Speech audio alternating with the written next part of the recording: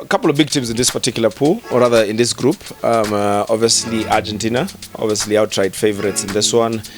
Mexico have always found a way to perform at the World Cup. Saudi Arabia, perennial qualifiers, although they don't go too far, but they're always at the World Cup, so they have a little bit of pedigree when it comes to the World Cup. And then when you look at Poland, it's the one team I think everybody's sleeping on this year, man. So I think based on how they all qualified, Argentina should be able to win this group. Should, on paper. That's keyword, on paper.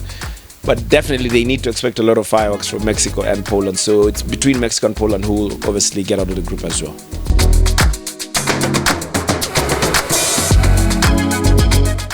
Yes, I'm a Ronaldo fan, but I like Messi as well. But I think Argentina this year have a perfect mixture, a perfect blend of experience, of youthfulness. I mean, Emi Martinez in goal, Lisandro Martinez, the butcher. Licha is going to play in defense. They have Messi, obviously. Di Maria is going to be there. Lisandro, obviously. Dybala.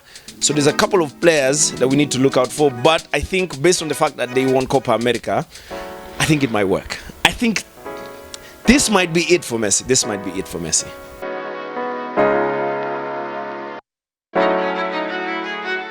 100%. I mean, if anybody loves a World Cup, is a goalkeeper called Ochoa.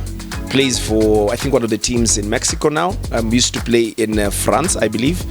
So this guy turns every World Cup into a prime Gigi Buffon or a Manuel Neuer. So anything can happen. And I think this is one of those groups because there's 3 teams that, on top of my mind, should be able to qualify.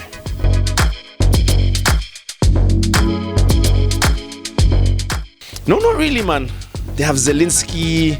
They have obviously Lewandowski that people are talking about. They have the likes of Christian Bielik, who's a defender that used to play for one of the teams in London.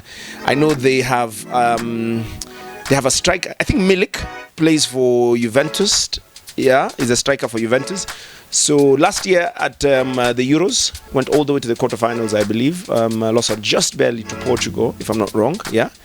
And they did so well. So I think they're not really a one-man team. And they have Matikash, who just changed his nationality because of his Polish ancestors. So it's like a difficult balance, but they have Fabianski in goal. There's a couple of people there, so you can't really say it's a one-man team.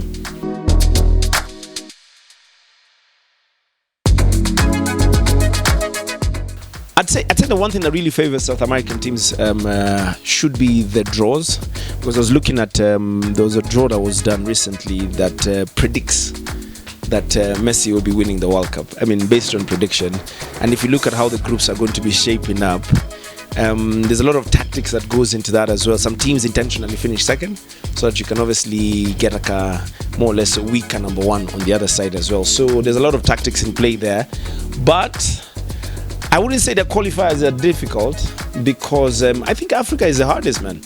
I mean, from a continent of 55 odd countries, we only get 5 slots, I believe. I mean, that's competition right there. I mean, in South America, if you can top your pool, if you can be, I think, 1, 2, 3, 4 qualify automatically, if I'm not wrong, and then everybody else obviously goes through a qualifier round. So I think Africa is the most challenging place to qualify for the World Cup.